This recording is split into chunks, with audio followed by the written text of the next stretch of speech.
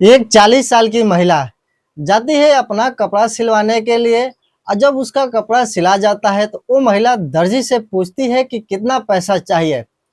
तो दर्जी बोलता है कि पैसा नहीं चाहिए, तुम एक रात मेरे साथ रुको और मेरे साथ सो जाओ, बस इसके सिवा कुछ नहीं चाहिए।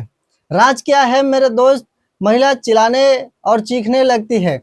तो दोस्तों, इस घटना की पूरी कहानी आप सबको इस वीडियो में सुनाएंगे।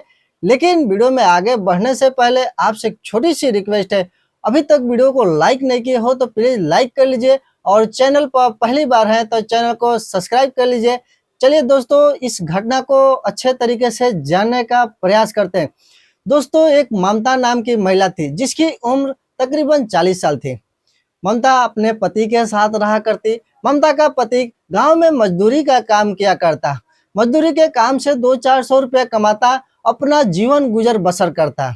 लेकिन ममता के वहीं एक बेटी थी जिसका नाम सोनी था। सोनी की शादी करके सोनी अपने ससुराल रहा करती है और घर पर ममता और उसका दिनेश पति रहा करता है। दोनों की जोड़ी बहुत अच्छा थी। जहां भी वो लोग जाते वहां पे दोनों लोग का बहुत तारीफ किया करते। ममता भले से 40 की उम्र की थी, लेकिन वहां के लोग देखते तो उन लोग को यही समझ में आता कि ममता अपने शरीर को इतना अच्छा खासा मेंटेन में रखती है और देखने में ऐसा लगता है कि 25 की उम्र की है।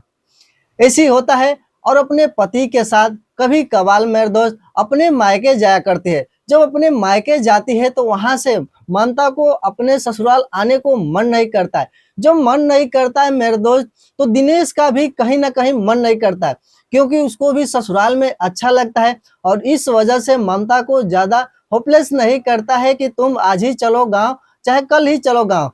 दिनेश को कहीं ना कहीं उसको भी वहां पर अच्छा लगता है, क्योंकि ससुराल में वहां पे उसकी बहुत सालियां थी जो दिनेश से अच्छा खासा मजाक किया करती है। और दिनेश को ये सब बहुत अच्छा लगता है और इस वजह से अपना सब कुछ छोड़ देता है। रोज काम करने जाता है, वो सब कुछ छोड़ देता है, लेकिन ससुराल में रहना चालू कर देता है। वहां पर मेरे दोस्त 5-6 दिन रुकते हैं। उसके बाद दिनेश पूरा तरीके से उब जाता है। लेकिन जब उब जाता है तो ममता का मन नहीं करता है। ममता यही सोचती है कि मैं अपने मम्मी पापा के साथ यहाँ पर 1-2 महीने तक रुकूं। लेकिन दिनेश का इरादा ऐसा कुछ नहीं था कि दिनेश वहां रुकना नहीं चाहता है। दिनेश अपने घर आ जाता है। जब घर आ जाता है दिनेश अपने बीवी को वहीं पर छोड़कर, दिनेश अपना खाना बनाता है, खाना खाता है, उसके बाद बेचारा अपने काम पर चला जाता है।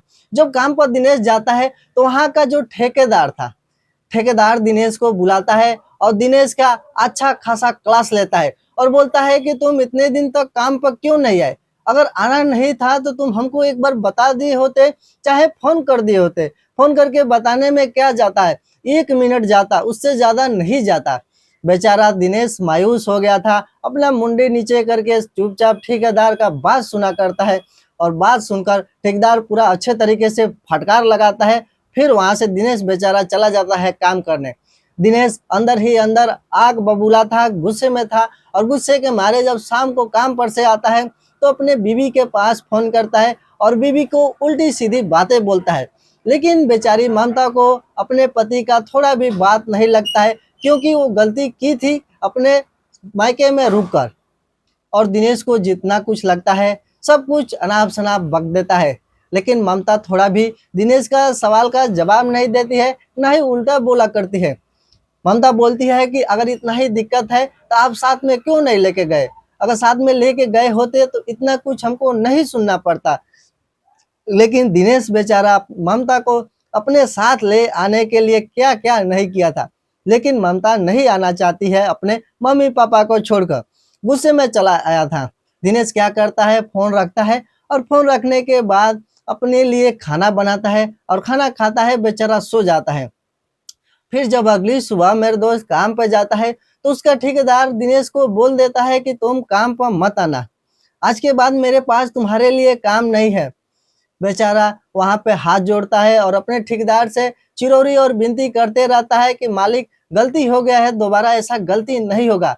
जब भी दिनेश काम पर जाता है तो उसका ठेकेदार उसको ताना दिया करता है, लेकिन दिनेश बेचारा क्या कर सकता है, गलती अब हो गया था, उसी गलती को सुधारने के लिए ठेकेदार से माफी मांगा करता है, लेकिन ठेकेदार माफी नहीं मांगता है और दिनेश को काम पर से निकाल देता है।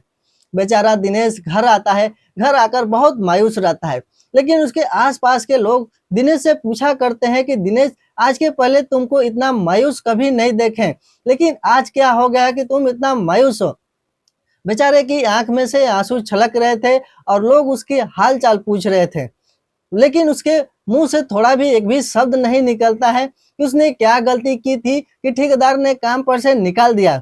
कुछ देर के बाद दिनेश सारी सच्चाई बताता है। जब सच्चाई वहां के गांव वाले सुनते हैं तो बोलते हैं कि इतना क्यों घबरा रहे हो, दुनिया भर में इतना सारा काम है, कोई एक वही ठेकेदार थोड़ी नहीं है, अगर तुमको काम करना है तो मेरे साथ चलो।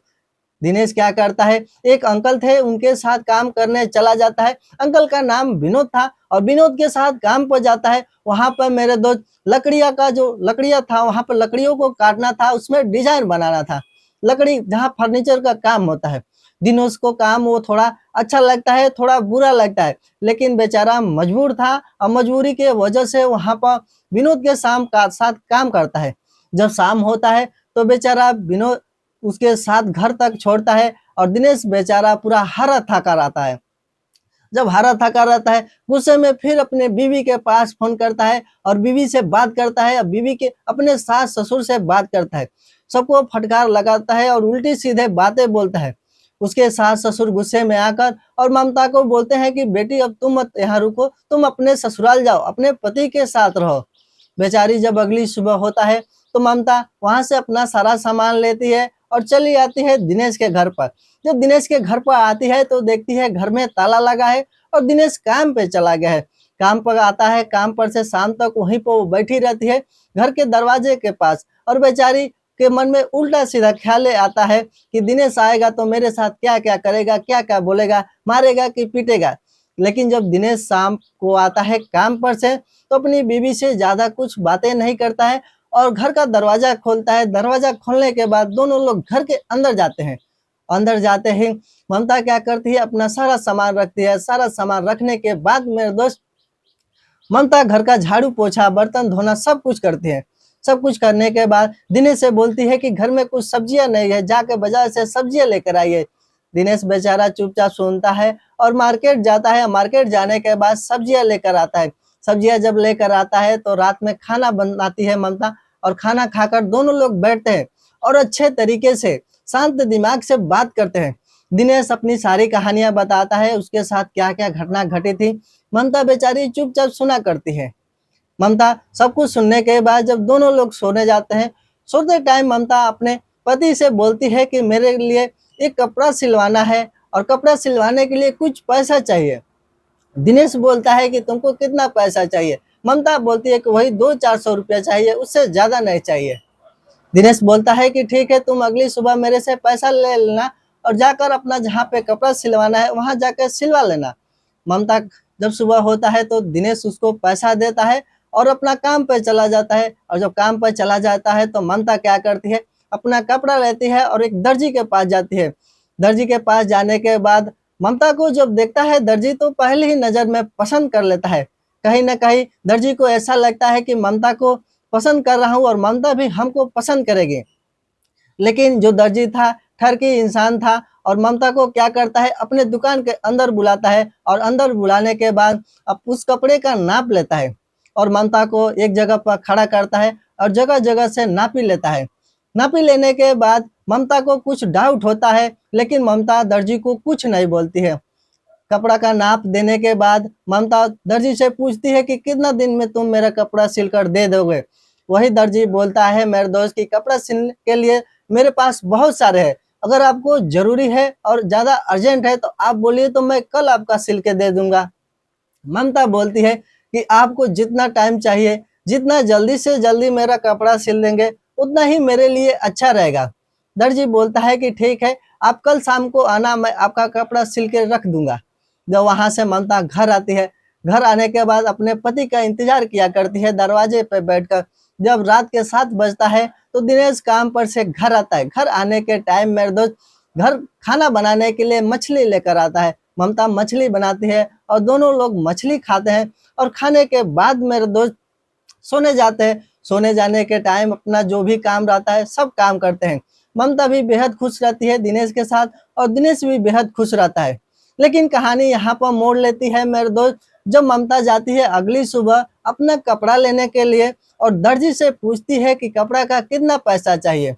दर्जी बिना सोचे समझे ममता को तुरंत प्रपोज कर देता है और बोलता है कि इसके बदले पैसा नहीं चाहिए, मैं आपका कपड़ा सिल दिया हूँ, आप कपड़ा ले लो। लेकिन ममता बेचारी बिना पैसा दिए हुए कपड़ा नहीं ले सकती है और दर्जी क्या करता है, बोलता है कि अगर तुमको इतना ही कुछ देना है तो तुम मेरे साथ एक रात बिताओ और एक साथ रहो। ममता गुस्से में आग बबूला हो जाती है और दर्जी को अनाप शनाप बोलने लगती है। कुछ देर तक बोलने के बाद कहीं ना कहीं ममता के मन में भी ख्याल आता है कि दर्जी सही बोल रहा है, अगर इसके बदले मैं इसके साथ एक रात बिता लूंगी तो इसमें क्या होने वाला है। लेकिन मेरे दोस्त ममता को पता नहीं था कि वो दर्जी ममता के साथ क्या क्या करेगा रात में।